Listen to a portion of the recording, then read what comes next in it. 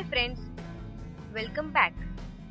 Let's crack some more problems on intersection of solids using the cutting plane method.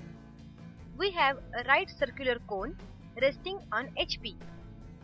A cylinder penetrates the cone with its horizontal axis intersecting the axis of the cone at right angles and at a distance 30 mm above the base of the cone.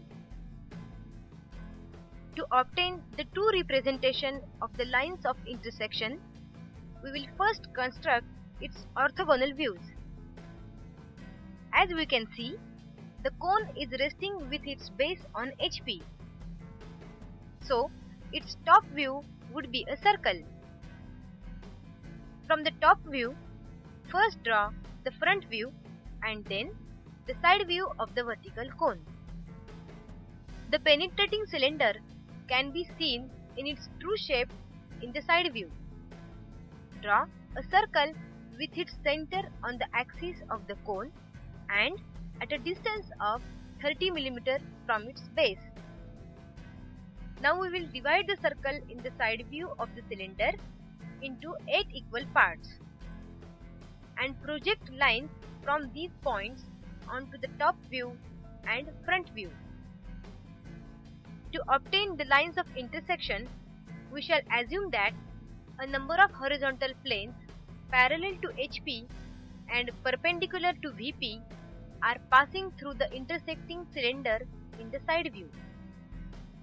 Observe the horizontal plane passing through the points 2" and 4" in the side view, cutting the cone at points QQ. To project this view, let's draw a line through the points 2" and 4" meeting the cone at Q and Q. In the top view, draw a circle with O as a center using the length QQ as a diameter. Now project the point 2" and 4" from the side view to cut this circle at A2, B2 and A4, B4 in the top view. Project the points A2 and A4 vertically to the front view, cutting the horizontal projectors drawn from 2" and 4" at A2'. Now we shall repeat the above steps for each of the horizontal planes RR, SS and TT passing through the other points 1", 3", 5", 6", 7" and 8" of the circle in the side view. Draw circles in the top view by taking the lengths RR, SS and TT as diameter.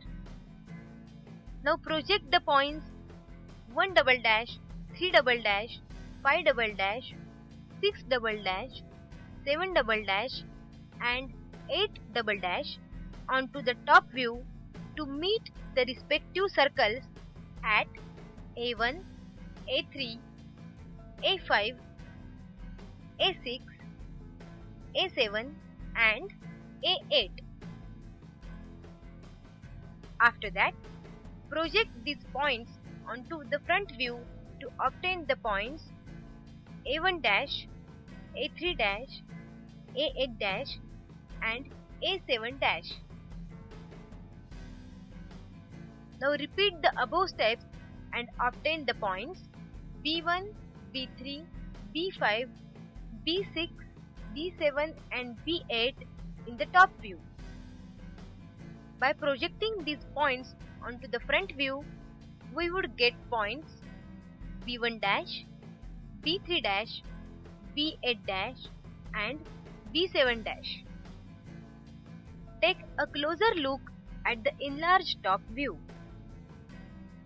Finally, in the front view, the lines of intersection are obtained by joining the points in a proper sequence. Take a look at the complete construction diagram. Fine. Lots of interesting construction, right?